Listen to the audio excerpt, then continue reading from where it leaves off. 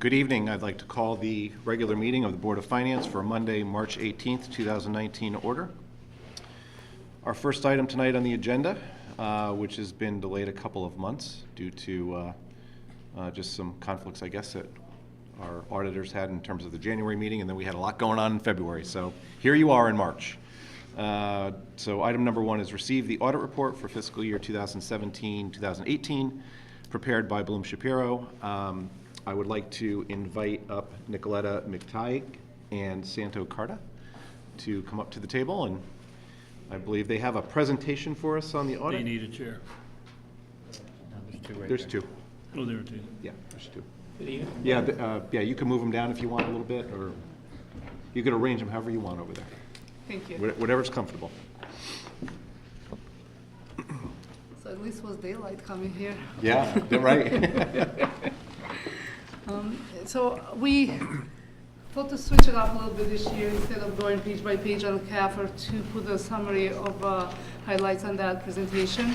But if you have any questions regarding specific pages on the report, I have the report with me and we can go over those questions. Thank you. On the first page, I put an agenda together for what I'm planning on going over. So engagement scope and standards, required auditors communication, results and financial highlights for CAFR, federal and state single audit, management advisory letter, and we'll list some upcoming GASB pronouncements.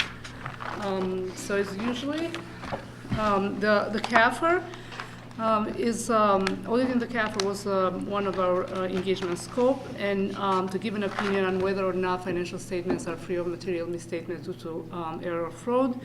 And opinion units that we audited are listed on the first paragraph under CAFR caption there. So we give an opinion on governmental activities, business type activities, discretely presented component unit, which is the library, each major fund and the aggregate remaining fund information. And our opinion was given under the auditing standards generally accepted in the United States of America, the standards applicable to the financial audits contained in the government auditing standard issued by the Comptroller General of the United States. As far as a federal single audit goes, we follow the uniform guidance, which is Title II CFR Part 200, which we call it uniform guidance. And state single audit, we audit them under the State Single Audit Act sections 4.230 to 4.236. So now that we got all the regulation out of the way, and one part of our reporting to you as those charged with governance is like a 3-page report where we are required to list certain items, and I lifted those items that are required to be reported in the next 2 pages of the presentation. So I'm on page 4 now. One of the requirements is for us to point out where the significant accounting policies and procedures are described in the CAFR, and they are under note 1 of the financial statements. The new standards that were adopted for the current year, one was GASB 75, accounting and financial reporting for post-employment benefits other than pensions. So GASB 75, for the first time, the liabilities related to the OPEB are reported in the government-wide financial statements. If you remember back, a few years back, GASB 68 was implemented about 3 years ago, and that where the net OPEB, net pension liabilities were reported in the financial statements for the first time. Now GASB 75 is doing the same with OPEB liabilities. GASB 85 Omnibus 2017, that was a series of some corrections or clarification that were included in this statement. And the effect on the town of Guilford's financial statement was related to the required supplementary information for pension and OPEB, and mostly with the payroll-related measures on those schedules. So in the past, the payroll, covered employee payroll was the measure reported on those required supplementary information, and now is changed to cover payroll. So it's basically either pensionable salaries are reported there, or salaries subject to the OPEB, as opposed to total salaries of the employees under the plan. These were the two major changes that were implemented during the current year for the CAFR for fiscal year 17-18.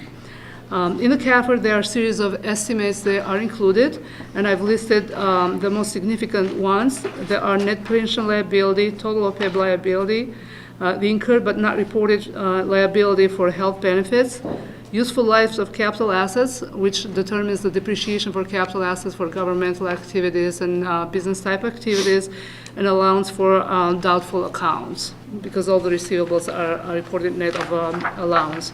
So these estimates are basically, they are management's estimate. They are either the management comes up with the estimates or management specialists, such as actuary, come up with the estimate. Our responsibility is to look at those estimates to make sure they are reasonable, and we found them to be reasonable for the financial statements. There's a series of other required communications. And next slide, page 5. We encountered no difficulties in performing the audit. There were no disagreements with management. There were no uncorrected misstatements. So journal entries that we proposed to the management, they were all booked in the financial statements, so they're included in the CAFR. And none of those journal entries that we proposed were material in nature. If they were material in nature, we would have had to list them and present them to you. And we are not aware that if the management consulted with other accounts, so we believe the management did not in order to get another opinion.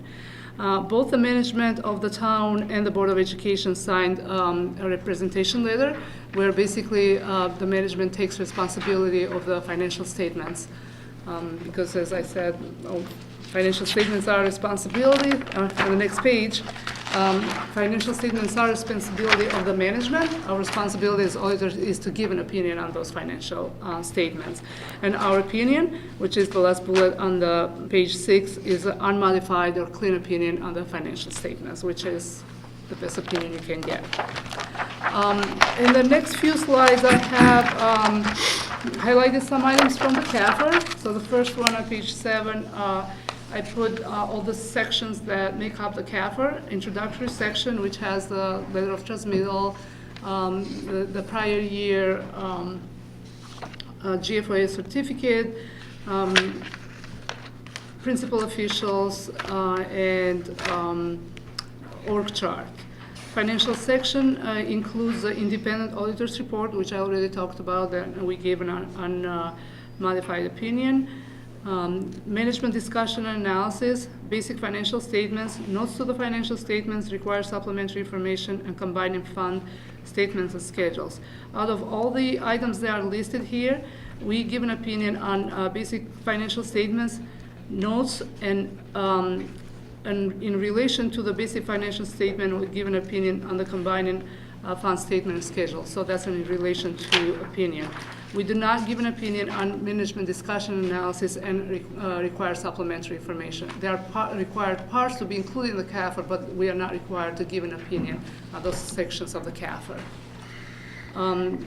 And the last section on the CAFR is statistical section, and also we do not give an opinion on the statistical section. All the schedules that are listed under that section are not included in the opinion, so they're not required to be included in the opinion. I'm on slide 8 now, engagement results for CAFR. So I included here some significant numbers. They are worth mentioning for the primary government, which is governmental activities and business type activities. Basically all the funds of the town with the exception of trust and agency funds, so the pension plans. The net position, and this is all on like full accrual of accounting, the net position increased by $4.9 million from the restated net position of $29.1 million in 2017 to $34.0 million.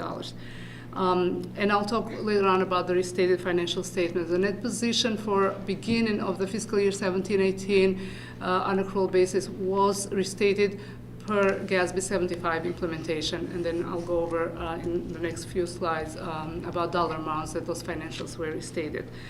Worth mentioning for the government-wide financial statements, our capital assets increased $2 million. Our net pension liability, including volunteer fire department, increased by $974,000 to $15.3 million. Total OPEB liability decreased by $2 million to $28.2 million. So if you we talk about total OPEB liability versus net pension liability. The reason for that is that the OPEB liabilities are not funded. There is no trust fund related to the OPEB liability, so the measure of liability is total OPEB liability versus would have been net OPEB liability if there was a trust fund related to the OPEB liabilities. And general obligation bonds increased by $1.9 million. On the next slide, I included some information regarding total governmental funds. The fund balance for total governmental funds was $2.2 million, which was an increase of $5.4 million from 2017. General fund balance at year end was $12.8 million, and that was an increase of $159,000 from 2017. Unassigned fund balance, of that $12.8 million, unassigned was $9.8 million, and that represents 10.2% of the general fund budgeted revenues, and that represents an increase from 10.0% in 2017. On budgetary basis, budgetary revenues, including transfers in, came in $922,000 more than budget, and budgetary expenditures, including transfers out, came in $121,000 less than the budget.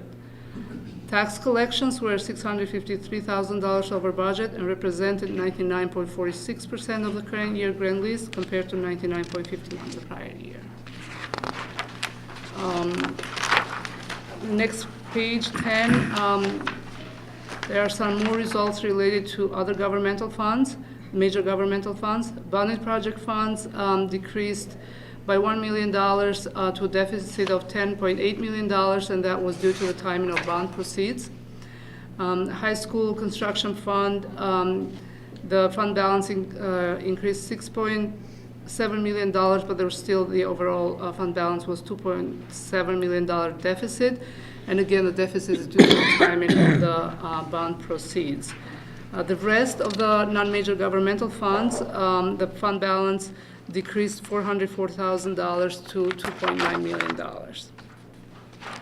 In addition to governmental funds, the CAFR includes proprietary funds, which are enterprise funds and internal service funds. And on page 11, you'll see the amounts related to their net position. For water transfer station, net position was $221,000, which was an increase of $42,000 for the year. Marina fund net position increased by $87,000 to $1.1 million. Guilford Public Golf Course net position at year end was zero because that represented a permanent close of the fund during the year. Question? Did you mean waste transfer station? Under the enterprise funds. Waste transfer station. Should be waste. Sorry, Yeah. It says water. Waste. That's a typo. Yeah. Okay. Should be waste. Yep. Internal service fund, the net position increased $292, that should be $1,000 to $3.8 million. And pension trust funds net position increased $3.2 million to $61.3 million. So on page 12, as I mentioned initially, the net position of all governmental activities was restated in order to put in the beginning total OPEB liability in the books. In order to do that restatement, the prior net OPEB obligation that was reported under GASB 45 was taken out, and that was replaced by total OPEB liability. So as you can see on that page, the net position at June 30, 2017 was $51.6 million. That was adjusted by adding the $6.1 million for eliminating the OPEB obligation and decreasing that number by the beginning of total OPEB liability of $30.2 million. So overall, a net decrease of the beginning net position, $24.1 million from 51.6 to 27.5. So this restatement was a result of the change in the Is in the GAS base. 75 Okay. implementation, yes. We permanently closed the fund on the golf course? We permanently closed the fund on the golf course. Yeah, back on page 11, Guilford Public Golf Course. Net position decreased $405,000 to permanently close the fund. Yes, the Guilford Public Golf Course was closed as of June 30th, 2018. So any remaining assets or liability were closed, and now the activity is being accounted for in the general fund. In the budget, yeah. Mr. Chairman, that's what we rolled the golf course Into the operating budget? Right. Yeah. Yeah, and keep in mind that that fund balance includes fixed assets. Yeah. That's why it might appear as a higher number than you would have expected. So going forward, there are going to be only two enterprise funds, the waste transfer station and marina fund. Okay. Thank you.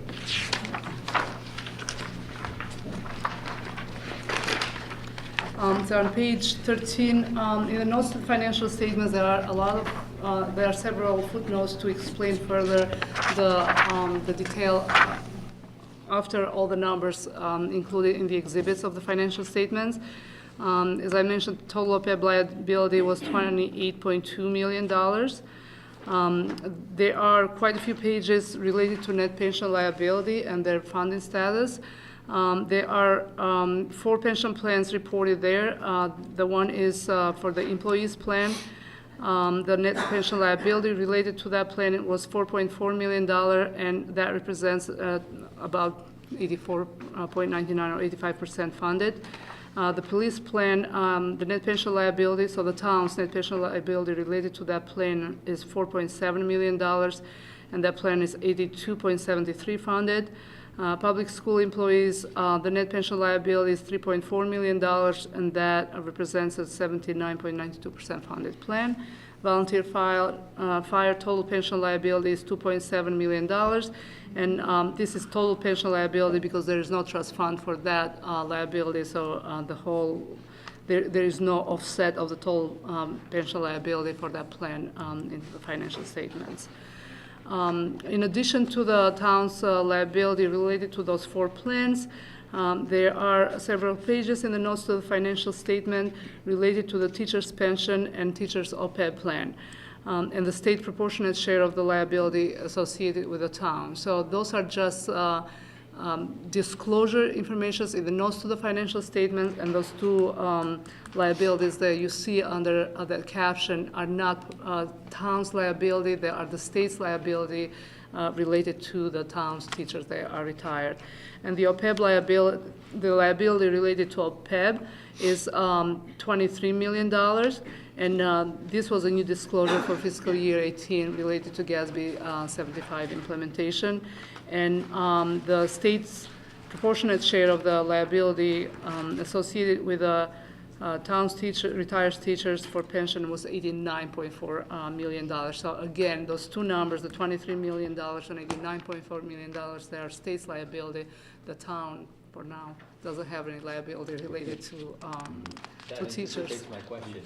If that changes, how will that change this? So if they change, it depends on what will happen, which I don't know what will happen. Then probably part of that, maybe not the whole thing, but part of that might become the town's liability on accrual basis for the government-wide financial statements. So if you can picture CAF or Exhibit 1 and 2, that will be reported. Okay.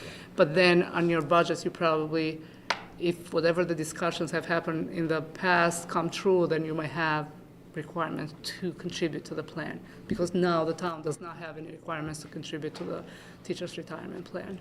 So we need to set up a fund that would show similar to what we have for the employees, police, and public Maybe in school. the future, but not now. But not yet, right, we're not there yet. Well, one of the things we keep hearing is about the OPEB liability. And so if we do, I mean, one of the discussions we're having over time, and we'll be having over the next couple months, is regarding an OPEB trust fund and transferring money, into that.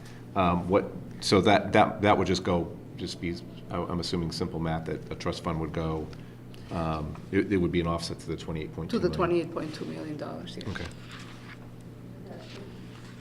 You're talking the teachers' pension, that's different OPEB Yes.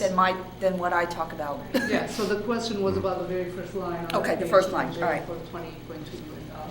Mine was about the teachers. I just wanted to make sure that he they was, weren't. yeah, teachers, and I was talking about the OPEB trust fund. We would just pay into the bigger liability. Right, it would go against the teacher's pension Right. and OPEB, as opposed to the OPEB liability in the top line there, which would be offset by the trust that we would Yep. hopefully set up and discuss. And Yeah, for the state one, you will not be creating a different fund. You'll Right. just have your obligation on a yearly basis, It how would just much be a to pay. payment. Hopefully not, but who knows what will happen. So on page 14, I have a summary of the results for the federal and state single audits. So as you know, we do test the federal and the state schedule of assistance. And on the left side, I have the state single audit. We gave an opinion, unmodified clean opinion on compliance for all requirements and programs.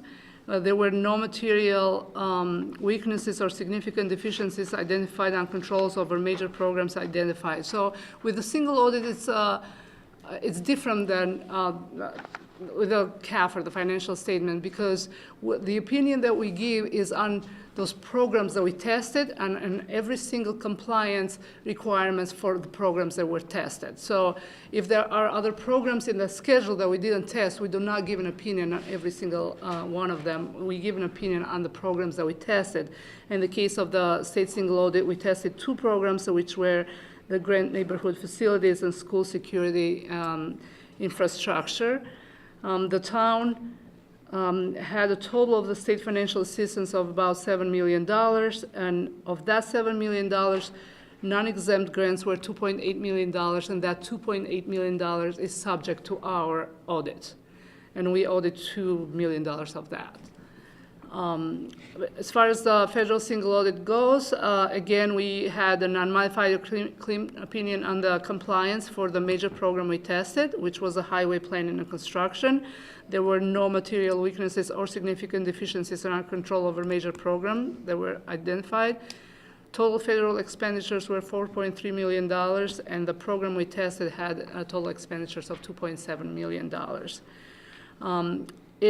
In both the state and federal single audit reports, the bound package, there is a report that we refer to as a yellow book, or otherwise called as internal control over financial reporting, where we do not give an opinion on the internal controls, but we report on the internal controls, and if there are any significant deficiencies or material weakness over financial statements as a whole, that will be the report where those findings will be reported. We did not have any of those findings, so there were no significant deficiencies or material weaknesses over financial reporting as a whole.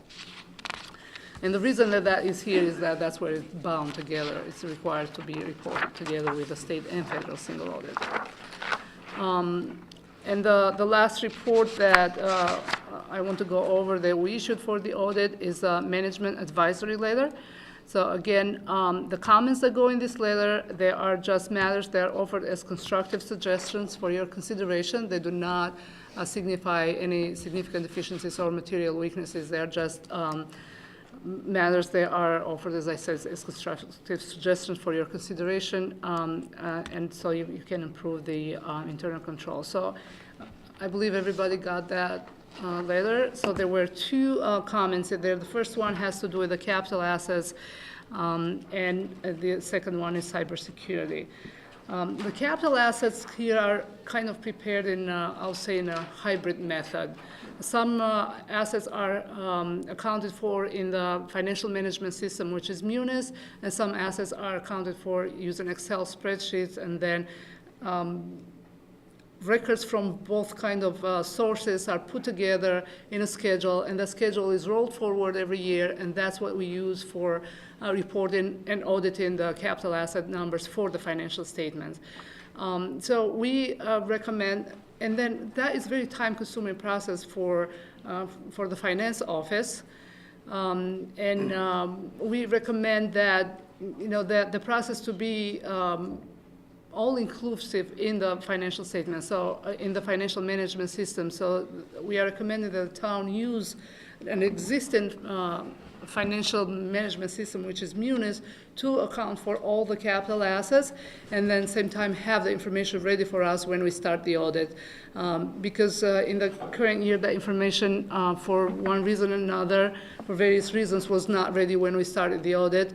And again, as I said, it's a very time-consuming process for the management to create that schedule, and it's time-consuming for us to go over Excel spreadsheets and all that. So we are recommending that the town consider using the financial management system to keep track of the capital assets. Again, that is going to be, it's not as easy as said. That will take time to take all those records and have it in one capital, in one financial system. And Mary Jane can chime in if Does she what we wants have for to. Munis, would it allow us to do that, or is that something that we need to be trained? Absolutely. The portion that is being managed on spreadsheet is our The infrastructure. infrastructure, For whatever reason, those were never loaded into Munis from the start, so they have historically been done on spreadsheet. Not an issue for us to get them into Munis. It will take us a little bit of time, but it certainly will help us on our end as well as helping them. So the intent is to indeed get them all into Munis. Is there Be able to do this over this current fiscal year? It's the plan. And will there be additional training that staff needs to go through in order to do it, or is it Oh, no. just, it's kind of, okay. No. I just have one question. Is there any difference in being able to analyze it or report out the data? I know how flexible an Excel spreadsheet can be. No, the spreadsheet and Munis would keep the data in the same way. Keep having it in Munis, it just accumulates all of our fixed assets in the same area, and you're able to run reports in a single time instead of trying to do two and putting them all together. Okay. And you'll be able to eliminate manual errors too if you have it all in Munis as opposed to maintaining Excel spreadsheets and doing reconciliation between one another all the time. So I think it's beneficial to have it all in one place. You found that most of your municipal accounts have this, Have it all in have they the, really, yeah, especially the ones that use Munis system, yes, they do account for all their capital assets within Munis. And, as Mary Jane said, that was not done from the beginning, but as years go by and more assets are being added, it becomes more difficult. Because GASB 3.4 was implemented here probably in 2003. Based on the size of your town, I was not involved with the audit way back when, with this audit. Again, as I said, as years go by, more information is to be accounted for manually, and more difficult the process gets, and more reconciling items will be added. So it will be, I think, more beneficial to the management and to the auditors when auditors come and do the work to have it all in one place. And the second comment is about cybersecurity. Not that we had any specific concerns for your town, but we are including this comment for all our municipal clients, just more to make them aware of, and I'm pretty sure everybody is aware of what's going on out there with cybersecurity.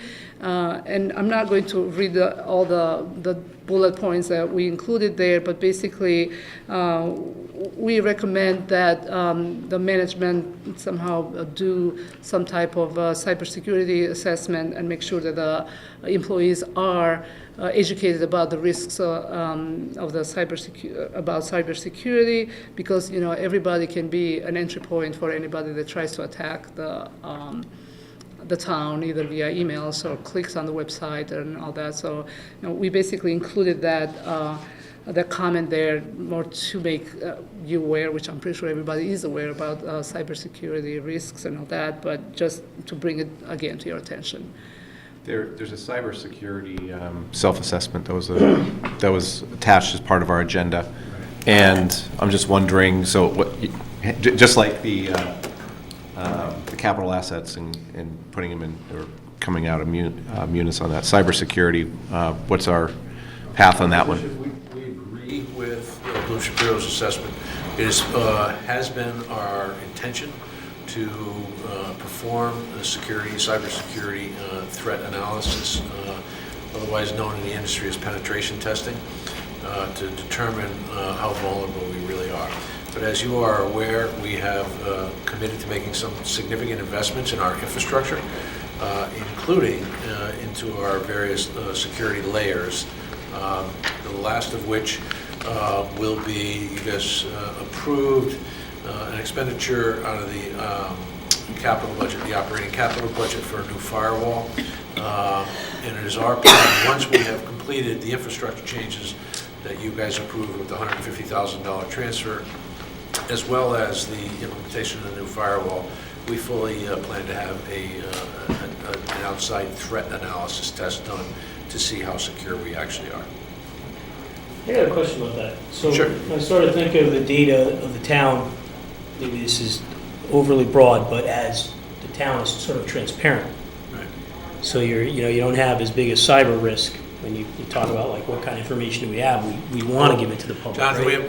we have more sensitive information than you think. So, but I saw a little bit inside the documentation concern about, I would say PI was the acronym, and Personal PHI, information. personal information, right? Information. So if you have people's social security numbers, et cetera. And we also have electronic personal health information because we maintain records relative to healthcare. And I just thought that maybe the problem was a little more focused than for a township than for, say, a company that makes missiles.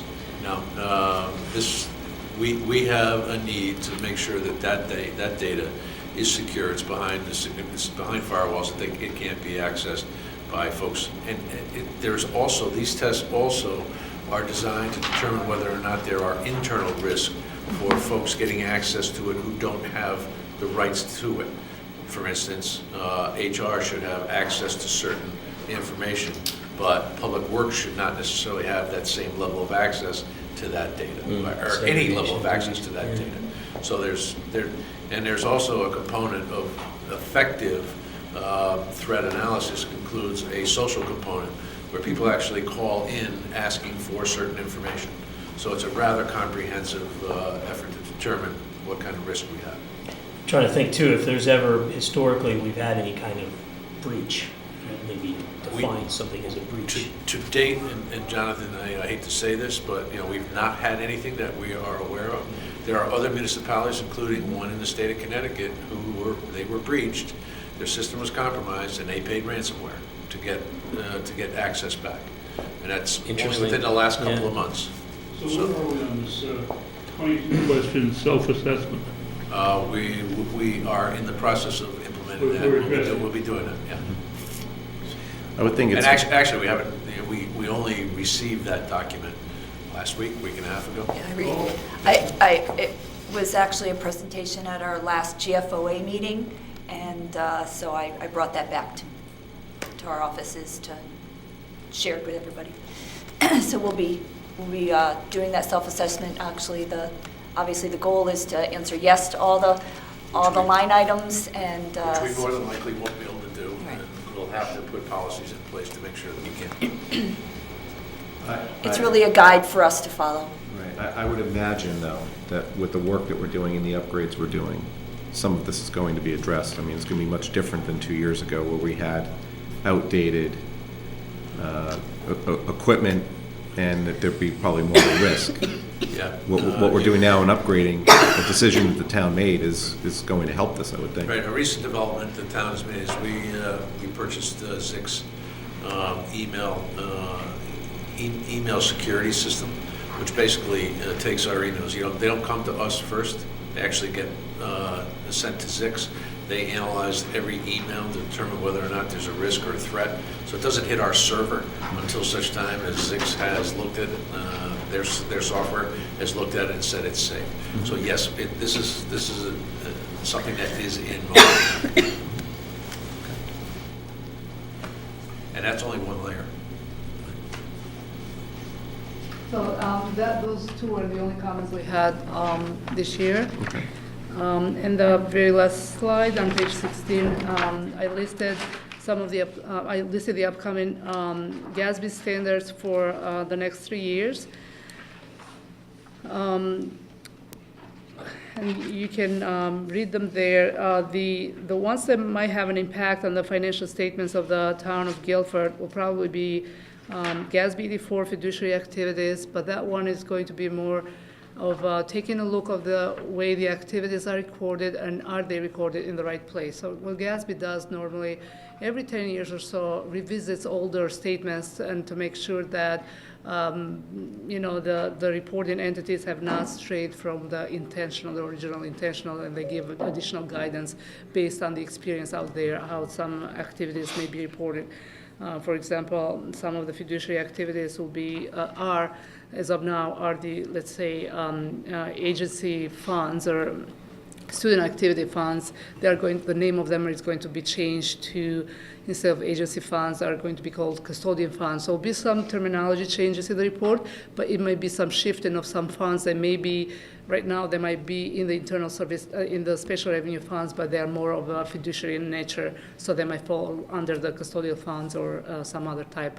But when time comes for that to be implemented, lots of discussions are going to happen between us and the management to ensure that those activities are reported in the right place in the report. The biggest one coming up is Statement 87 leases in fiscal year 2021. And so currently the town reports only operating leases that have to do with the Board of Education. There's not going to be a distinction going forward between operating leases and capital leases. They're all going to be lease obligations. So there's going to be a liability in the books basically for any leases that are more than 12 months. Why should you be concerned that there are going to be liability? Because they're going to be in your long-term liability. So that will be added to your liability section along with the bonds and all your other long-term liabilities. So so far, as I said, the town only has Board of Education leases, but then all the contracts and agreements that might exist in the town now have to be relooked at and closely examined to make sure that to determine if they'll fall under the GASB 87 reporting or not. And again, every year when we do planning meetings with management, we go over all the new requirements, and we'll have, like you have now, 22-point question for cybersecurity. We are going to have the same thing when it comes to leases. And GASB 89 accounted for interest costs before the end of the construction period. That probably is not going to affect the town because the town doesn't do a lot of construction in the enterprise funds. So it will affect only enterprise funds.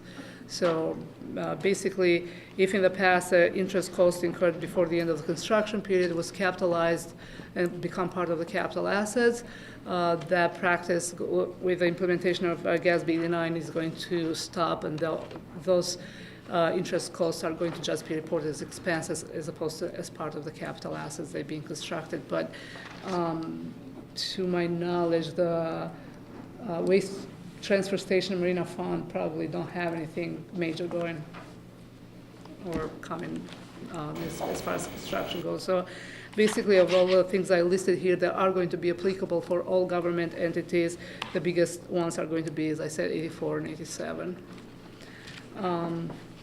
So this is what I was planning on talking about, and I'm open to any questions. So, actually, I have a question regarding, every year there's been recommendations, and this past year we went forward with the recommendation, moved forward with the assessment, the land use assessment, And I didn't see it mentioned anywhere in the audit. I don't know if it needed to be, or how does that affect the audit at all and being reflected? Because it was a recommendation. We took that recommendation. We implemented a recommendation. So I was just wondering if that gets reflected at all in the audit.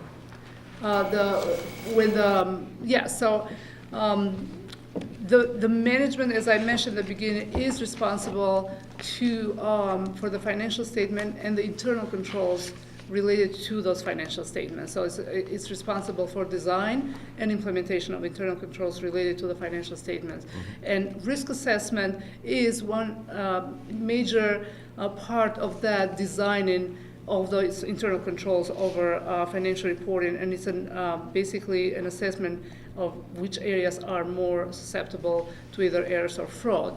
And the management started to do that by starting with the land use with intention of continuing to other areas of the town as a whole, whichever departments and areas that the management feels that are more susceptible to either fraud or errors, or where there are opportunities to increase efficiency. So as far as our audit goes, a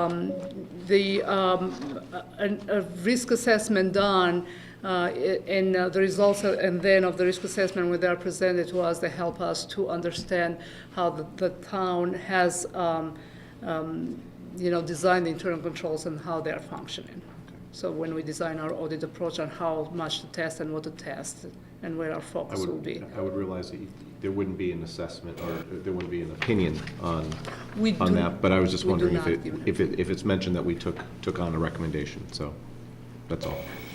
It's not necessarily mentioned, but because it is no longer in our management letter, shows that it has been addressed. Right. So similarly, as we see in this year's report, the cybersecurity issue, were we to tackle that over the next year, hopefully you would not see that come up a second time. Mm-hmm. So since we tackled started a very large portion mm-hmm. of that request from Bloom Shapiro last year, therefore you do not see it in our management letter, and that is always my goal. The fact that it's been recommendation, removed. Yeah, request, right? I'm sorry, my head's not quite getting the right words out today, but so that's. Okay. So it's been removed, and that's a good thing. Yes. All right. Yeah. So the management that's is going that's in the right direction. Basically yes. all I need right. to hear. So, right. Yes. Right. Okay.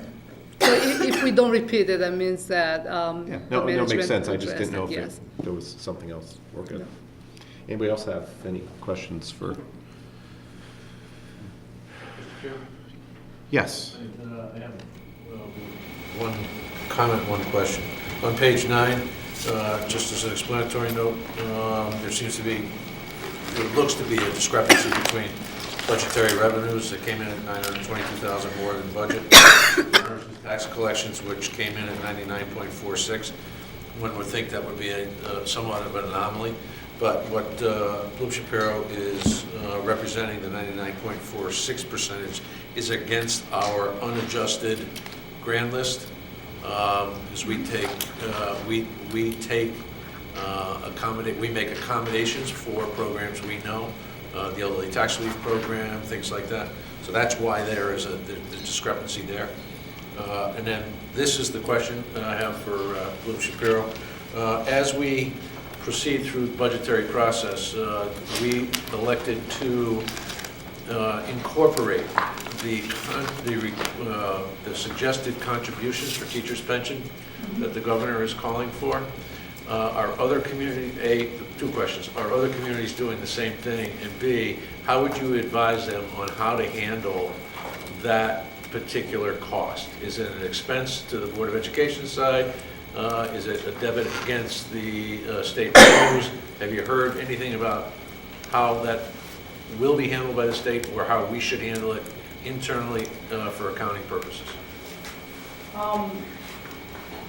Actually, you are the first one that it's budgeted, that I've heard true. personally that we're way ahead have been of the budgeted. So I have not yet, because auditors are kind of historian.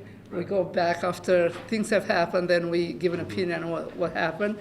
This is the first, actually, I'm hearing that a municipality has actually budgeted for that. That historically, the way the on behalf payments from the state have been reported, there have been all associated with education function.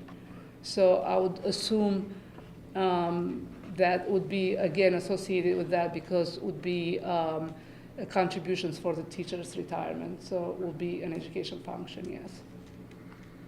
Thank you. But once we have more information, we, you know. And it may well be that the state won't ask us to write a check, they'll just debit it against ECS money or something else, the way they did with the renters reimbursement over the last couple of years. It's still unclear what will happen, but that's my totally, personal opinion. It could be against education function. I suspected we were early on it, and but if you, as you see more of it, we would certainly appreciate your advice. Definitely. Any other questions for Nicoletta?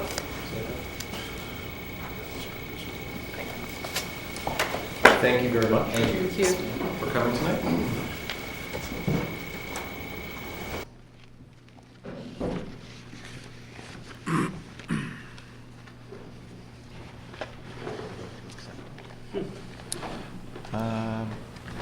No, there's no motions, we just receive it, right? That's it, right. Okay. Item number 2, public forum. Anybody wishing to address the board in public forum? Item number 3, approve minutes. We have a few minutes to approve this evening. Let's start with the regular meeting minutes of February 14th, 2019.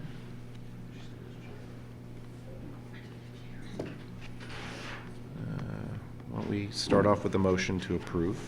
So moved. Second. Okay, discussion, corrections. I believe I only think I had one. Yes, one. On page 3, top paragraph, I think in the line there, he added that it is a difficult situation, but they are monitoring it and trying, I believe that should be hard, to stay within the appropriation.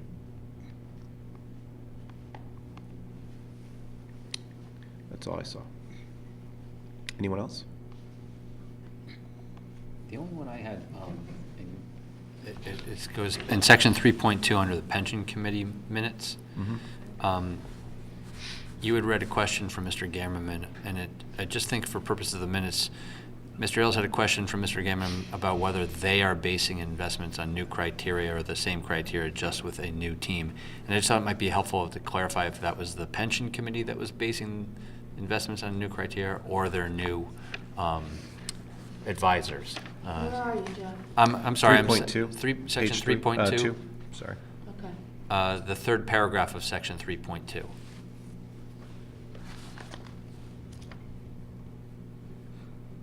And it's the sentence that says, Mr. Ailes had a question from Mr. Gammon about whether they are basing investments on new criteria or the same criteria just with a new team. And I'm assuming that means the pension committee, right? It refers to the pension committee, yes. Yeah. When I phrased that question, I believe it was the pension committee. Okay, Yeah. I just wanted to clear it up. I'm hoping that that's what Mr. Gammerman intended. I raised it again. On the current one. Okay, anything else? See the power you can have by being abstaining. That's right. The only other thing I would just say for clarification, in item 8, which I guess is on page 6, in the section where we were talking about the Parks and Recreation Department moving towards their own garbage collection, and the second sentence that starts, they are on their third garbage contract and they are not satisfied with their performance, I would just change that to read, they're not satisfied with the contractor's performance. The page again, Jim? Page 6.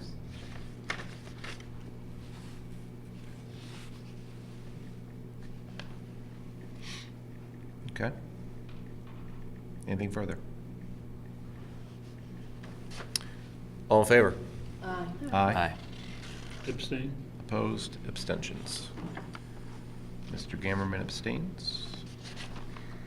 Moving on to the budget public hearing minutes of March 5th.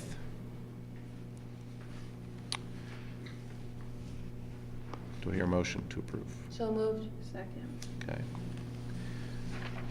Any discussion, revisions, comments? I had one. It is on page 5, bottom paragraph. And I think for purposes, again, of clarification, and I'm almost 100% sure I mentioned this, so where it says the proposed budget would result in a 2.2% tax increase or an increase in the mill rate of 0.69 mils, I would add to that, based on grand list growth and increased non-tax revenue, such as interest income. I'm fairly confident that I had mentioned that. That was page 5, no? That was page 5 at the bottom paragraph. Just so that there's a reasoning behind why that would be the case. That's all I had on those notes. Anyone else? The only change I would make, just my first name, it's R-E-Y, not E-R-Y. You got it right everywhere else. Okay.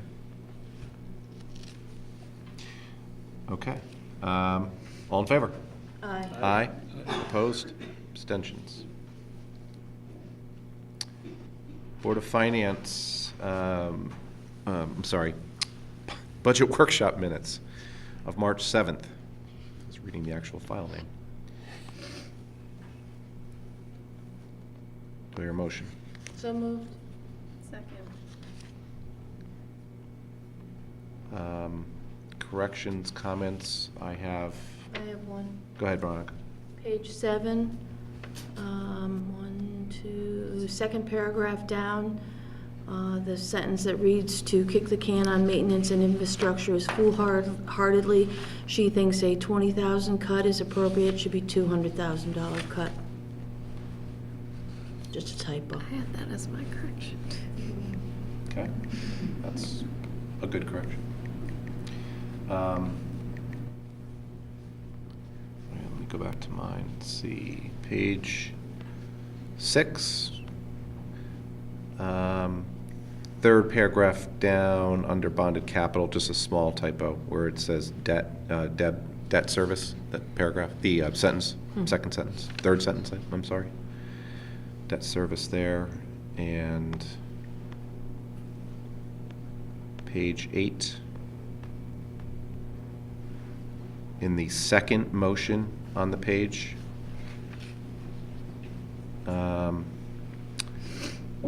at the very end of that, it should say, this talking about the revenue line item being reduced by $460,000 in anticipation of state cuts. Got a chuckle out of that one. State cuts. That's all I have. Anyone else? I had one on page 2, up at the top during Ms. Anderhagen's comments. The sentence that begins in the middle of the paragraph, you figure out regionalization, and I think she meant, or she said, you look at correcting things like the golf course. Okay.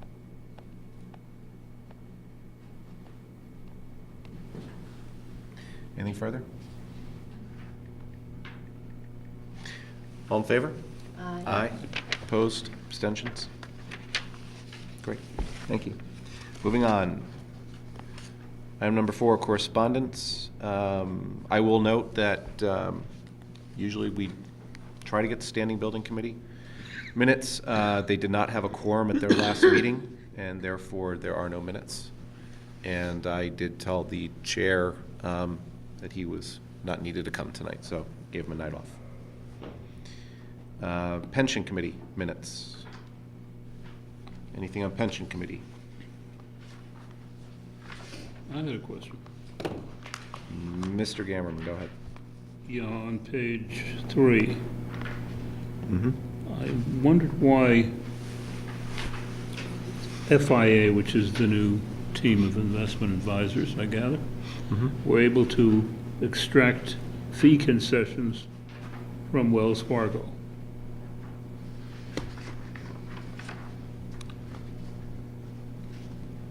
Why did Wells Fargo agree to these concessions?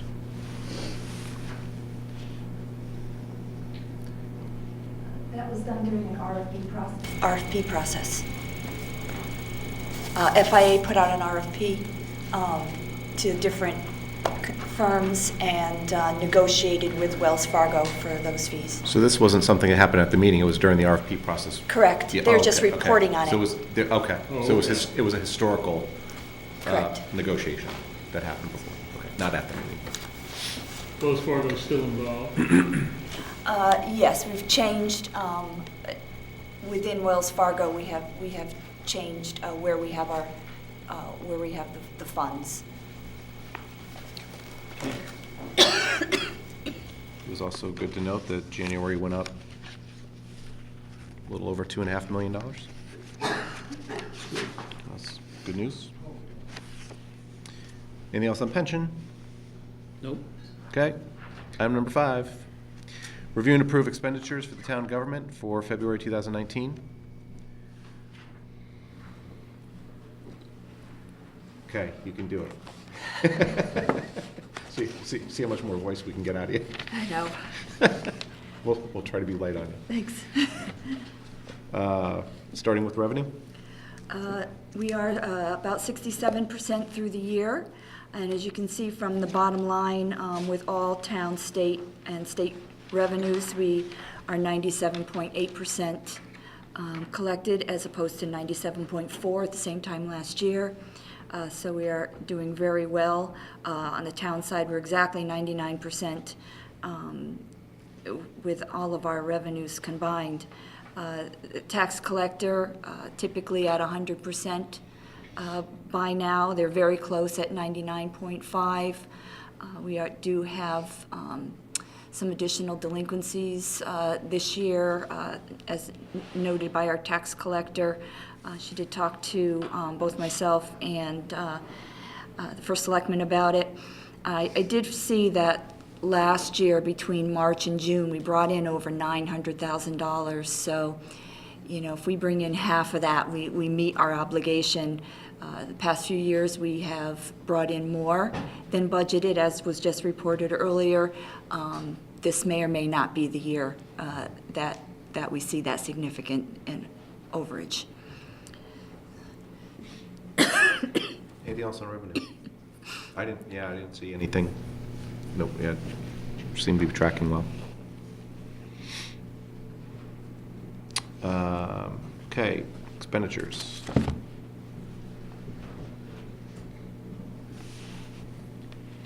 Saw that fire was up by 7%. Yes, as we've noted, we are getting our revenues in on a more timely basis, thanks to the new system that they have implemented. We're able to fax a lot of our information in, and we've actually been getting our money in more steadily, more readily, instead of always being a month behind. So you would see that is coming in quicker. That should be the norm now, moving forward. Yeah, a lot of the bigger departments seem to be right on they're in the 65 to 70% range there. Yeah, some of the smaller departments, I think we talked about them before, some of the smaller departments are a little lower, but they're real cyclical. Depends on, you know, the zoning department, it depends how many zoning applications they have. Public Works looks high, but they're where they were last year, so, and we know they come through, so, yeah, okay. Anything else on? Yeah, Yep, go I ahead. just wanted to note that the debt retirement is over, and that's because we have the credits that have not been applied to it, the premium So it'll be credits. offset. It'll be offset. I'll be coming to you with a final number to do that. Zonta. I'm getting everybody sick today.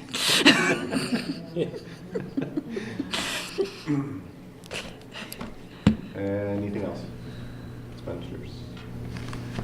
Otherwise, we'll go to warrants. Oh, just one. Oh, go ahead, on go ahead. Expenditures.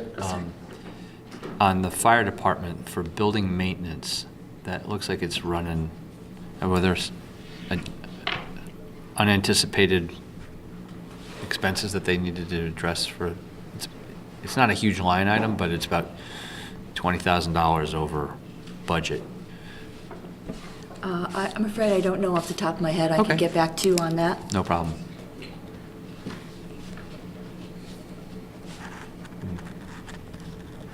Yeah, there were a couple that were running a little bit higher. I think operating supplies was running a little bit higher too, but it looks like there's quite a bit of an encumbrance there too, so. That's what I was just gonna look, that's what I was just looking up to see if there was an encumbrance against it. Yeah, building maintenance is spent. Operating supplies is encumbered, Right. so. Yeah, that's a good question. Yeah. I'll get that information for you. Okay. Thanks. Capital question on the warrants? Anything else on expenditures? And then, Ken, go ahead on warrant, which one? Special fund, regular, weekly? No, just the regular warrants. Okay. Pages 7, 8 on capital. This is the IT. You see that's up to about $64,000. What's the total amount of money that's going in there for the new IT Is it system? 165? Is it? About 165,000 was the total contract. And this 65 represents the first, It is part of it, yes. it's the first whack at it. Yes. Well, I don't know, there were some expenditures last month, I believe, that started. Minor ones, that- small ones, Yeah, yeah. This that is started this it. is the largest Yeah, chunk. this is just gonna be It's the rolling largest, until, yeah. Okay. But Yeah, this is the- probably the biggest number, but that's Right. expected. Mhm. Yeah. Okay. I had a question on page 10, on that same document, the Hazardous Waste Central. Looks like it's a fee for the second half of the year. It's a $20,014.97. Is that based on the amount of hazardous material we deposit with at the central depot, or what's it based I on? believe it's based on per poundage, but I could, Hazardous waste, that's an apportioned share based on our participation in the regional effort. So whether we bring Correct. 100 gallons or 500 gallons, it doesn't change, it's that Correct. amount. Okay. Oh, so, yes, fixed amount. right. As you're aware, we shut down the hazardous waste, the oil at the transfer station because of the problems we were having with PCB contaminated deposits, if you will. Typically how that works is they know how much they spent on the day or whatever, and then depending on how many Guilford residents come, it's a proportionate share.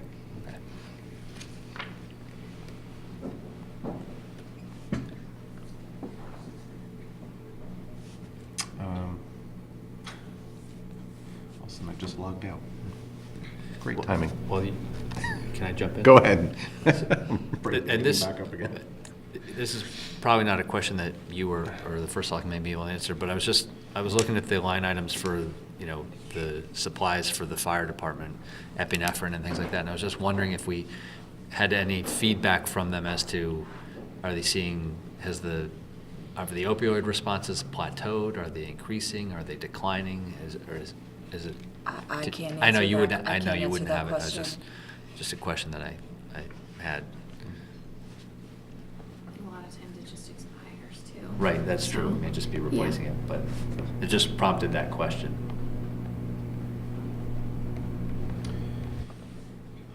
Okay, We special can see what we fund? can find out. Great, thank you. Anybody have anything on special fund? Weekly. I have a question. So, a few down, Eversource, town properties, street lighting. Pretty typical expense, but the reason I'm bringing it up is there was recently an article. I think it was Hamden, but there was something in the New Haven Register, I believe, or one of the papers, local papers, about street lighting going from leasing to owning the street lighting. Is that something we're considering and moving forward with research, investigating? Yes, Mr. Yes, Chairman. Mr. Yes, Hoey. Mr. Chairman, as you may recall, it was pretty buried in the energy performance contract, was the determination that we were going to purchase the streetlights. Okay. Unlike the situation that Hamden is trying to accomplish with United Illuminating, Eversource does in fact sell their streetlights as opposed to United Illuminating, who is trying to purchase their streetlights, but United Illuminating does not allow for that. So that was factored into the energy performance contract that we would purchase the streetlights. Thank you for the clarification. I totally forgot about that. Yeah. Yeah, you lived that EPC a little bit more than I do, so. That's right, yeah, okay, so good. So that is moving forward. Good question. Okay. Excuse me, Well, along I just wanted to, before you go, I just wanted to bring that up because it was a community member who brought it to my attention and sent me the article. And when I got it, I was like, yeah, I'll certainly ask the question. So you definitely answered it. I'll make sure I cut and paste that portion of the minutes to the person. So yes, go ahead, Veronica. Is there any, along the same lines, is there any movement toward fire hydrants? No. They won't. We're not sure we want to own that infrastructure.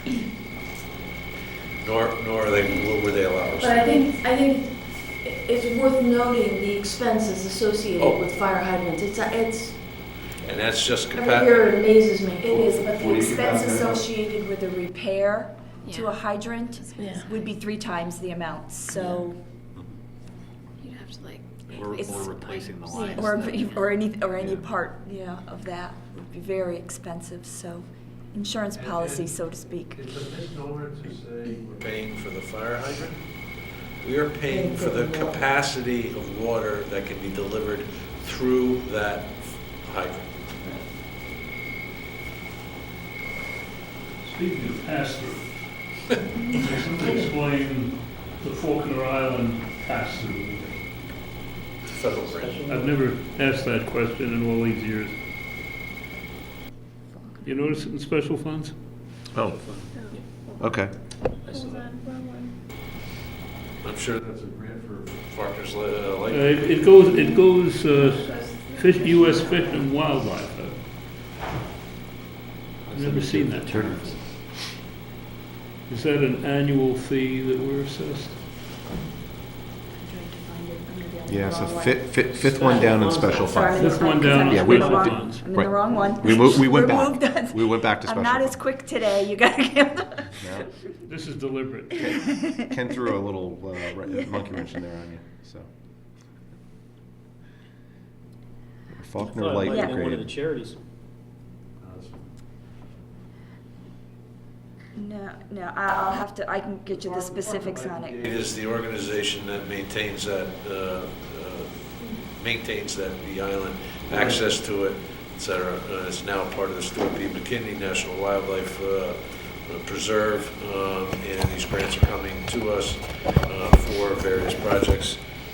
And you'll see, we don't really own the money. It's a straight pass-through for the grant, the purposes of the grant. But I can find out how often we receive that. This looks like it goes back to 17 and 18, it's probably been a while.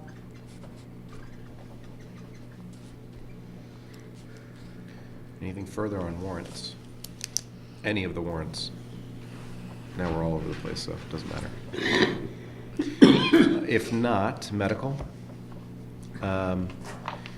So medical trended higher than our budgeted amount. Contribution of the league. Correct. But, Why not? You know, as I've been saying, at some point, employees start to reach their deductibles, and once they do so, then all of the expense is then contributed to the plan. So it's only appropriate or understandable that the number would go up towards the end of the year. And the, looks like the stop loss is Stop loss 70 is almost, 75%, and we're at 60, 2/3 of the year, so it's trending higher, that the premium will be met, and we'll experience some savings. Correct. It's trending that way. yes. Okay.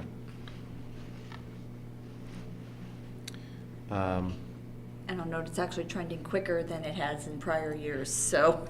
Yeah, I wasn't sure about that, but Yes, it it is. seemed that way. Mhm. Yeah, usually near the end, if it's gonna do it, catches up quick. Right. This is kind of just migrating its Correct, way, and very steady. we only have, I think, 5 contracts that are Really. accounting for all of that. So they're Mm. significant claims. So one of the things that we have been talking about, and we just heard it tonight, is the establishing a trust fund for OPEB, and looking at the estimated fund balance. I mean, we're still doing okay. I wouldn't want to have that discussion about making any kind of a movement towards that unless the entire board is here. So I just wanted to bring it to the board's attention that I would think that as a start, we should start to consider some sort of a trust funds. We started one, but putting about. Well, I want to clarify But- that. We did not start a trust fund. We started set aside money. Set aside money, in- 200,000. Correct, but a trust fund is a totally different thing. That's what we're hoping to go to. Okay. A trust Okay. fund is like our pension is, and as Bloom Shapiro reported, we report our total liability for OPEB at this point. And with a trust fund, we would be able to report the net, because it would show that the town is contributing towards future. So GASB allows us to then report our net liability, which would bring that liability down some, at least on paper. I was curious, can you call it an OPEB fund and just take out the word trust? Not if it's going to be set up similar to the pension. You can have a fund. We can certainly just And have a fund. where would you call where the money is now? Now it's in a committed reserve account, Okay. in fund balance. It's in your fund balance. General fund balance? Yeah, so if you look, Unreserved? Reserve? if you have one of your audits, if you look, Reserve. it's somewhere around page 42 or something like that. It lists all of Of our. course, 42, paragraph 3. Oh, sorry, too much detail. But you can see all the money that you have set aside. It has the reserve for personnel, it has prior year encumbrances, which are all our carryover purchase orders. Any of that money, all of the money that we have in there to cover our debt payments, our premiums are all in there. So it's all listed, including the $200,000 that we have set aside for OPEB. Our goal is to remove it from the general fund and put it into a trust fund and account for it in exactly the same way we do the pension. So you get the similar type of report. That money would be allowed to grow within the trust and hopefully reduce what we would have to put in moving forward. So that would be the goal. Then it would be a trust fund, because we would have to specifically, I don't know if it's by ordinance or what, but establish a trust fund. Might be getting ahead of ourselves, but at 10,000 feet, what would we need to do next to get it into some kind of managed trust fund? Maybe have the pension committee manage it? And the pension committee, we would have to address that through the charge of the pension committee, to add that to them. When we went out to bid and questioned for new consultants, it was one of the items that FIA was very well versed in, establishing OPEB trusts. So we would work closely with them. Our Shipman and Goodwin have already provided me a list of steps that we would need to take to do that, to get us started. I mean, I can share that with you if you'd like to see. So I've kind of putting all the ducks in a row, so when the decision is made to do that, then I'd be ready to move on that. So, Okay, I mean, just curious, because Yep. the money should earn some money, although interest rates aren't. yeah, it's earning Not as they were. It's earning money through the general fund, but it's earning money into the general fund. It's not earning money into that reserve. And if it were set aside in a trust fund, it would be earning money to itself. Okay. I guess that's mainly the Right, the main advantage. motivation, right. Correct. Okay. Yeah. If you could share that information. Absolutely. I would like you to. Because it's something that we've been discussing, it's been coming up, and I just don't want it to drop. I want to. Right. Trust me, it won't be Try to move something that I let you forward drop, but appropriate. if you agree to put any additional money in there, that would be the time to start talking about the trust. $200,000, we could do it, but, our fees might be high for such a small amount, but if you're going to put in another considerable amount of money, that would be the time to work towards the trust. I think just looking at what the balance is now and the recommendations that have been made, if it's $500,000, 500,000, maybe it's more, but, the question is how conservative we want to be with how much money we want to take out of that. And right now, we're doing, we've got a healthy fund balance, but we've got a couple more months this year. I wanted to ask one more question about that. So, they're showing that we might have a liability of $28 million. Obviously, that's not all at one time, but will our annual liability actually wipe out the $200,000? It could, yes. So once we establish a trust, at that point, the contributions that are coming in from employees would actually go into the trust as well. So on the Board of Ed side, the employees pay 100%, or the retirees, I should call it, or the retirees pay 100% of that. So we would be able to account for that. That $28 million is the total liability, which includes the employee and employer portions. So through the trust, we would be able to establish more accurate reporting for that as well, because we would be able to put that money if we choose to. Now, the Board of Ed can, since they're 100% funded, they could choose to continue to pay it the way they are without coming through the trust. It's really more advantageous on the town side. Certainly, it would be advantageous to the Board of Ed too, because it would be able to increase in their investments, but those are all decisions we'd have to make moving forward. I feel like I'm in OPEB 101, but I know I've asked this question before, but where does it come out of now? General fund. It's part of our employee. Okay, always general fund? It's part of the regular medical. It's actually part of the medical here. So the money is budgeted in the general fund on both sides, put into the medical fund, and retiree and current employees are all paid out of that. We would separate that. Okay. One day I'm going to know how it all ticks. And I only know this much. I'm sure there's a lot more that I will learn as we Well, that's why move you're going to forward. share the information. We're going to learn this all together. Yeah. So the questions are good because, the viewing public probably doesn't know either. So Yeah, I've been asking it's fine. questions for about a year now. So. Okay. Anything else on medical? Okay. Let's first do, let me entertain a motion to approve the report of expenditures of the town for the month of February 2019 in the amount of $3,881,957. So moved. Second. Any further discussion? All in favor? Aye. Opposed? Abstentions? Recusals? Okay. I want to be respectful of how you're feeling. Do you want to move in it? Do you want to do the agenda item that's? The bond, Bond. so she can go home? Oh, that's right. There's bonds too. There's a bunch of things.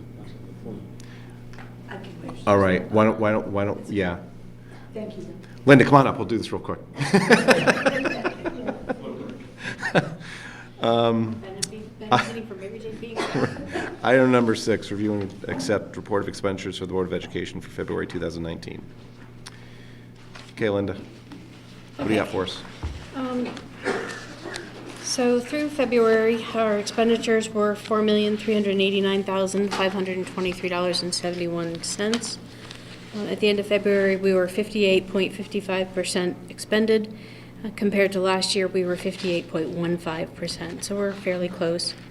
If you notice on the reports, the percentages for the prior year are back on. Yeah. That was a request from the Board of Education. Oh. They preferred it, so, You mean they overrode what we wanted? yes. So, I guess we have the I right to tried do putting that. both, and it makes Okay. the print just really small. Okay. While you're on that, just to make sure, the second to last column is this year, right? And There's no the date. the last column to the right is 2018. It's the wrong date. Is it's supposed to be 2018, right? Right. Okay. Yeah. That was the way it's always been, and so when the Yes, percentages came back, it was just, I figured it was just a Yeah, typo. sorry in about there. that. Thank you. It's a typo, yes. Hopefully, we all figured that out. Well, I know Ken did, so Some of us will. So it's still a work in We're good. progress. We're It's a good. work in progress. We'll get it right. we're good, okay. Okay. Go ahead. So that next to last column is 19. No, it's No, 18. 18. It's the prior year. It's 18, and the second to last is 19, Okay. the current. So in February, we did receive our excess cost grant. We received $901,879. And that was a reimbursement rate of 75.7%. But I am not convinced that that number is going to stay through the final payment. I really think that it's going to get adjusted downward. It's usually what ends up happening. So as we look at the tuition report, I did not project going through the entire year getting 75% from the state. And we can talk about that a little bit more. The rest of the line items, pretty self-explanatory. I did hand out a memo earlier about our projection on where we think we're going to end the year. So I don't know if you want to talk about this year's and the projections or how you want to proceed, but right now we are projecting that we are not going to have enough funds to make it through the end of the year. This is the tuition? Overall, overall total budget. Yeah. I handed out Yep. a report earlier.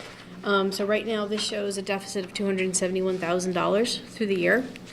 I'm hoping I'm being very, very conservative and that this is not going to be this bad as we get closer. But we presented this to the Board of Education last week and wanted to bring it to your attention. I'm doing everything that I can to monitor this. We're still have a bit of a freeze on. Just the essential items are going through, but right now it's really, really close. And we will keep you updated every month going forward as to how this is going to end up. Purchase services is one of the items on your memo. Yes. Does that include the emergency HVAC repairs? Yes. Okay. So that gets the double hit of the contracted services for special education, which is right now projected to be $317,000 over budget, and the safety, sanitation, and upkeep of building and grounds, which is $138,000 over budget. Which also has a very large encumbrance Yes. number, so. So we. But not we- enough to we- counter it, but. We canceled a few, but then, we cancel a few and then something else breaks and we end up shifting it to someplace else. So right now, we're just kind of leaving it and watching it, and then as we can get close to the end of the year and know we're not going to need something, we're going to start canceling a little bit more.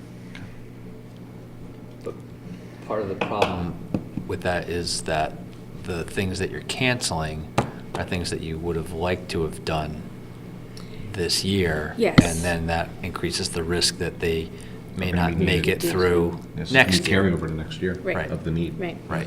So there's, a number of things that we have to do, require testing and monitoring, and all those things are getting done. But it's the other things that, maybe are getting pushed off. And, the site improvement right now is frozen. You can't spend anything else. There's no additional painting or carpet repairs or whatever projects he was planning on doing this school year is just right now not getting done. One of the only things that bothers me is the electricity. I just thought with the performance contract, we'd be doing better with electricity, and the savings, of course, would cover the payments for the lease, and that was guaranteed. So it's between, say, for us, it's between electricity and heat's in another category, so heat's under supplies. And if you go through the two, there is enough savings right now being projected. Actually, if you look on the warrants, that was one of the things I was going to mention, there's an Eversource bill for Cox School that's very high. So we have Johnson Controls going back and looking at some of the usage, Cox School and a couple other issues that we're not quite seeing the savings that we thought we should be seeing. So Yep. we are looking at it, and we have Johnson Controls and Eversource working on it to try and make sure that we're getting it. There's still some control issues, I guess, that could be causing some problems. So there could be some stuff that we are going to go back to Johnson Controls and ask them to. So I'm actually looking for the Rectify. reports from the other engineering firm, I wish I could remember the name right now, that's gonna show us that we've got the savings over last year to cover the lease payments. Or that the lease Yeah, payments are we gonna be don't guaranteed. have those yet. Yeah. They're still being worked on. I don't think Cliff Gurnham has received anything yet from, and now I can't think of the name of the company. I know, it's at the tip of my tongue, I was even Johnson trying to pull Controls the and- stuff out and again. The other company from the energy performance contract. There's an acronym, can't remember it. Oh, it's another, I think it's another, energy performance contract it's another E, it's like ECG? ECG. ECG. Thank you. That's the consultant, engineering consultant. Yep. Right. Yes. The software company that they brought in to do the reporting is called Titan. And we are working with Titan, Cliff Gurnham, Steve Nydorf, and Julie Paquette from our former energy task force, but now currently a member of Sustainable Guilford Task Force. And Mary Jane is also on that team. She's thrilled to be on it. There's probably some nuances with that, right? They projected we'd save X amount of energy at a certain cost when we engaged in the contract, or? Yeah. Okay. So obviously, when the rates go up. It was factored. There was Not simple math. I believe there was a 3% per annum assumed increase in Okay. energy Factor. cost factor. Yeah. So kind of waiting for that with bated breath, just want to know it's all working. Some of it will take a little bit of time to, you know, we're, as these projects are getting done and have been performing, Right. there'll be the increased savings will increase, but right now it's, And I'm curious how it works if that it's guaranteed, right? Is if we don't meet it, do we get a deduction in the lease payment? Yep. Okay, so we can look Yes. for that deduction. No, we don't get it. It's not a reduction in the lease payments. That's a completely separate entity. We entered into a contract with Bank of America on the lease payments. So that will never fluctuate based on the performance. So Johnson Controls. Johnson will pay Controls us. will make up the difference in our out-of-pocket expenditure for energy if it exceeds what the projections were. So the lease is a fixed number. Okay, so Johnson Control would actually write us a check. Yes. Okay. Stranger things have happened. We're hoping that doesn't come to fruition because we're not realizing what we're that's right. Yeah, it wouldn't be good. Thank you for giving us the heads up. Sure. We don't like surprises, No. so. I don't like giving bad news, but it seems to be all I do lately, so. Well, but at least we're at the 8-month point and start thinking about it. Let's see. Warrants? Warrants. I had a question about warrants. Warrants, go ahead, Ken. If I can find it here.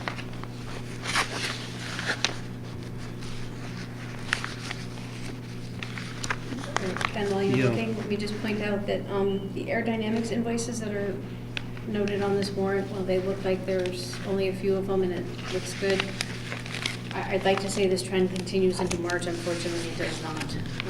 We're still getting a large number of repairs. Systems are just breaking down, worn out. They're old, very old. So that trend on spending on repairs is continuing. So we can't wait to get some of these systems fixed this summer. Hopefully. Okay, My yes. question on warrants.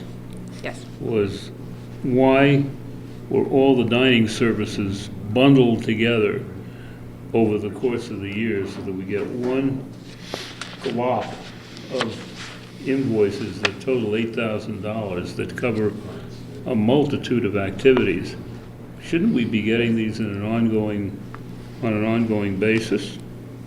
So that one could ask a question as to why They X were was all appropriated. billed out in one big bulk going from the start of the year till a certain point. Yes, it would be better to get these in a little bit sooner. Well, it would help us to understand what we mean, what an appropriation for college fair is as opposed to Adams faculty meetings, as opposed to a substantial item in there, which I still don't know what it means, for about $3,600, the catering, convocation, cookies, and meetings. What in the world is that? So I believe that's a bulk billing for a number of items that started at convocation, which is the start of the school event where everybody comes in, to probably some other events throughout the year where the superintendent's office had arranged for some catering. So it's a number of items all billed together. I've asked Erica to do these billings a little bit more frequently instead of waiting and billing them so long, but I mean, she is the only one person in that office, so I see. it's one of the things that we have discussed, and we will bring it up again.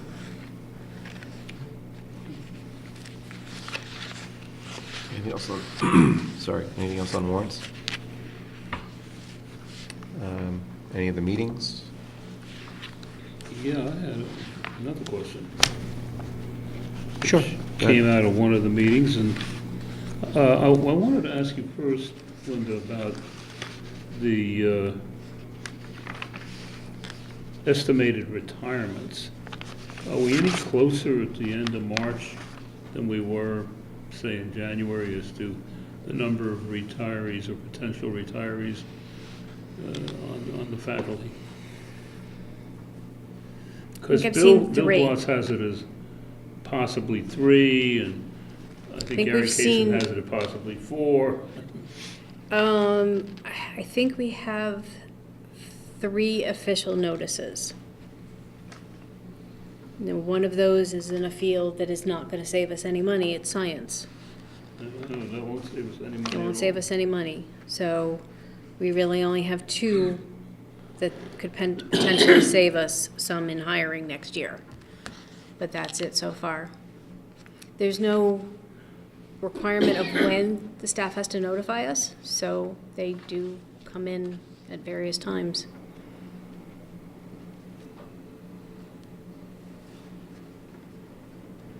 So Okay. we're still waiting.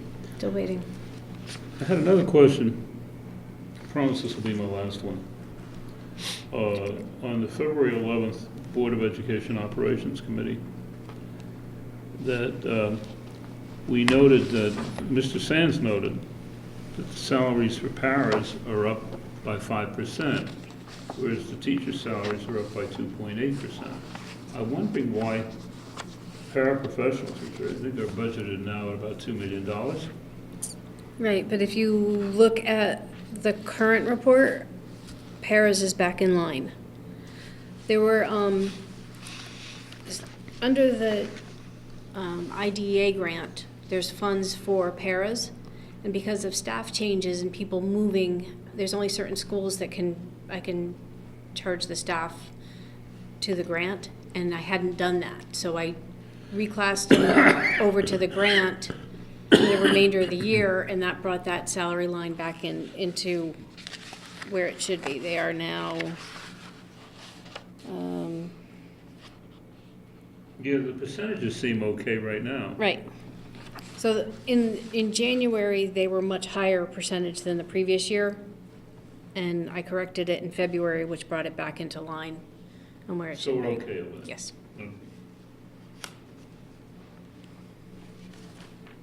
Okay. let's see, that's all the, anything else on the minutes? Warrants? Anything? Linda, do you want to, Other than the aerodynamics and the Eversource, I don't think there was really anything that I wanted to bring to your attention. If there's any other questions? thank you for the tuition report and the projections. So on the tuition report, I did recalculate the excess cost to be figured at receiving a 72% reimbursement. Previous reports had it at 70. So I'm hoping that that's where we're going to land, is somewhere around there. That's about where we landed last year. It was a little bit higher than 72. So, but we won't know until our final May payment, or payment at the end of May, what the final reimbursement rate's going to be. Okay. Okay. Are there any changes to the tuitions that you're expecting between now and the end of the year? I mean, without getting into detail, obviously, but. There were a few requests for potential outplacements. We are in the process of reviewing them. We don't think that they would happen this year. If anything, would be something that would occur for next year if it gets through and gets agreed to. Okay. But right now, I don't think there's anything that's imminent going to. Now and right. June 30th. Okay. But that could change tomorrow. That could change, right. Mm-hmm.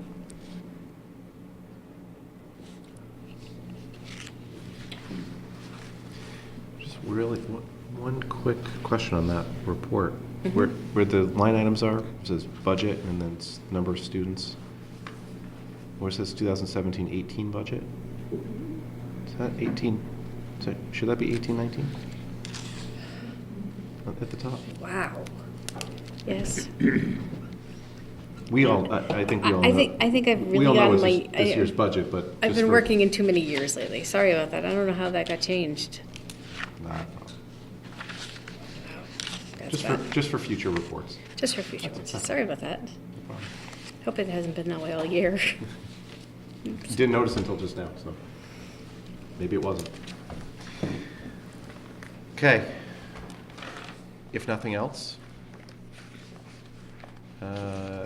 entertain a motion to accept the report of expenditures of the Board of Education for the month of February 2019 in the amount of $4,389,523.71.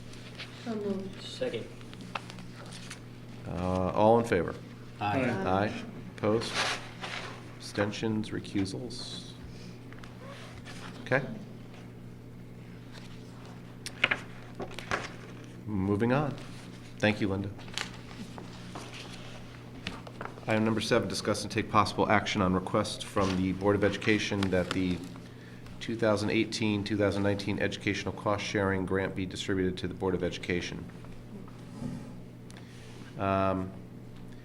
We have, as part of our packet, or downloads, I guess, a memo from Chairman Bloss to our board, copied to the First Selectman and Superintendent of Schools. I really didn't want to read this out loud, but I think for at least public knowledge, I'm going to try to paraphrase this. The memo basically indicates that under state law, different state grants relating to education are distributed differently, and the Educational Cost Sharing Grant, or ECS, is distributed directly to the town and is taken into account by our board in setting the mill rate. It does not appear in the operating budget. The Excess Cost Grant, or the ECG, is the grant provided directly to the local boards of education to assist in paying the cost of certain high-cost special education students, mostly those who are placed out of district. This grant is taken into account in the Board of Education's operating budget, which uses a figure for special education spending that is net of the ECG, which we basically kind of just looked at.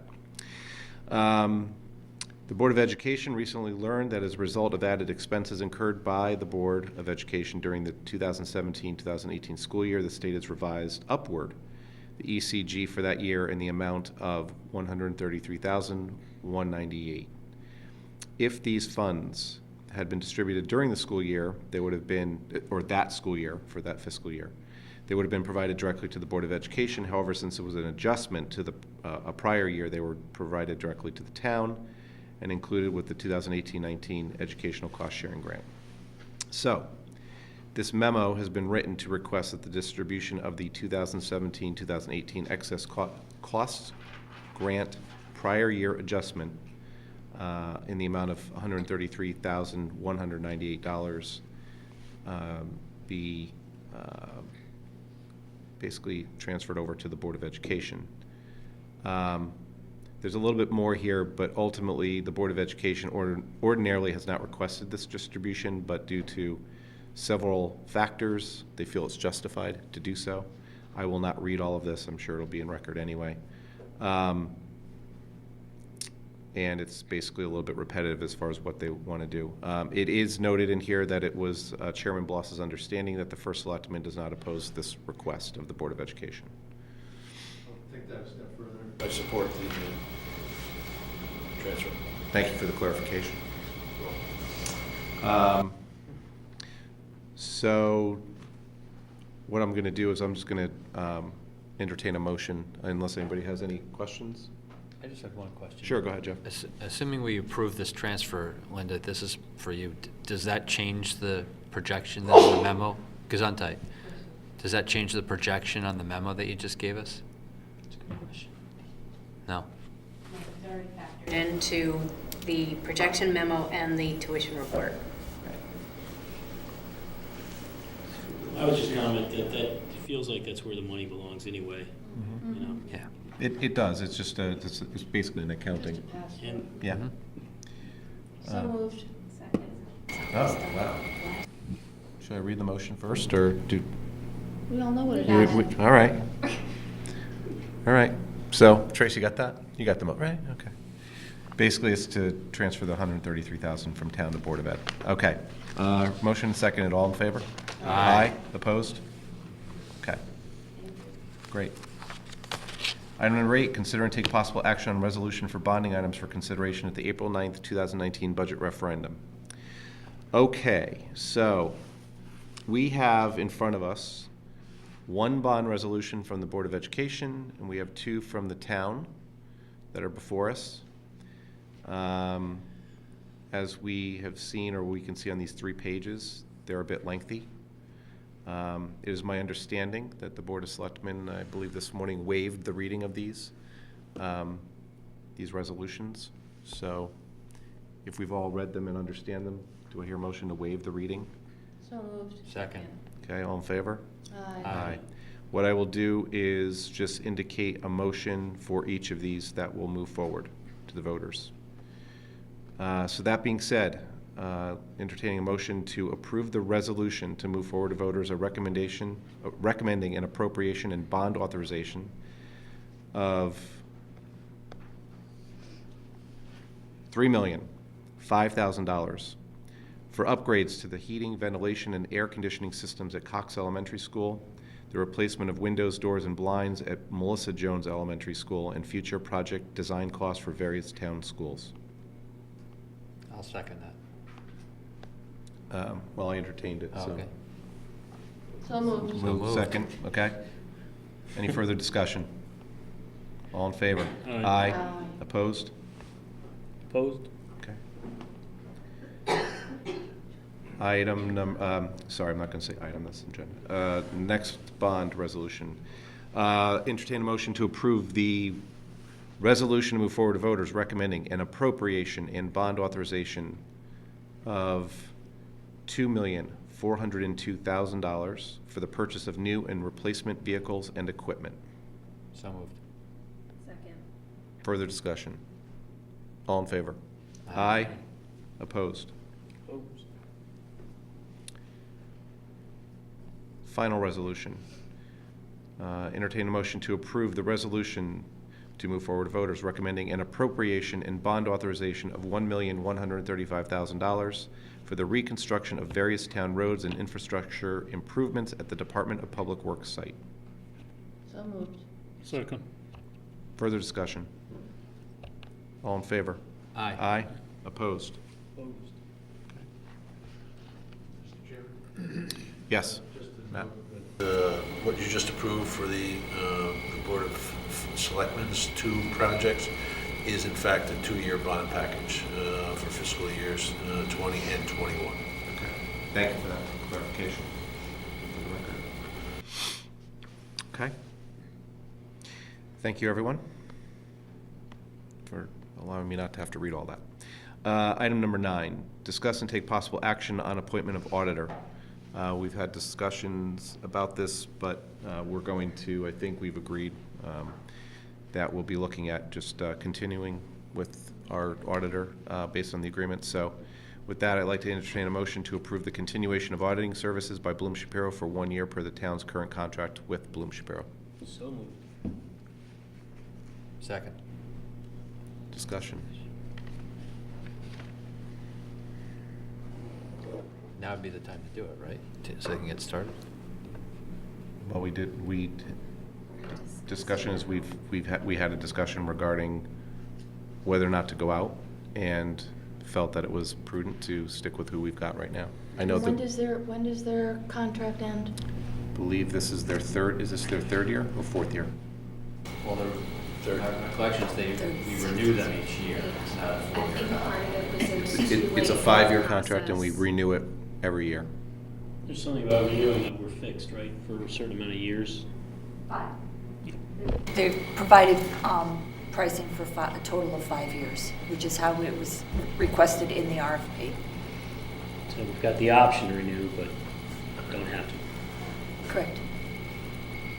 This came up January's meeting, I believe, about what we were going to do, and so We talked about the fact that we would have had to go. We would have had to be really looking at an RFP in January, February.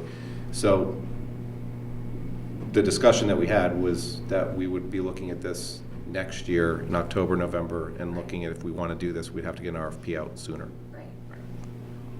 And we were already too late in the process to do it this year. It was going to be tight. Right. Yes. So,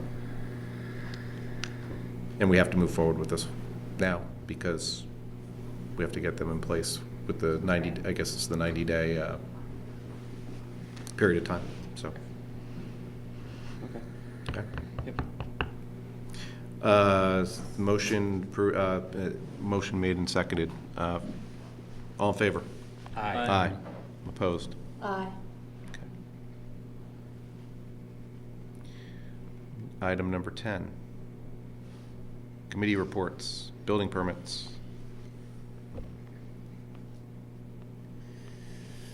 Just 9, huh? Just 9. Spring is coming. Yeah. True.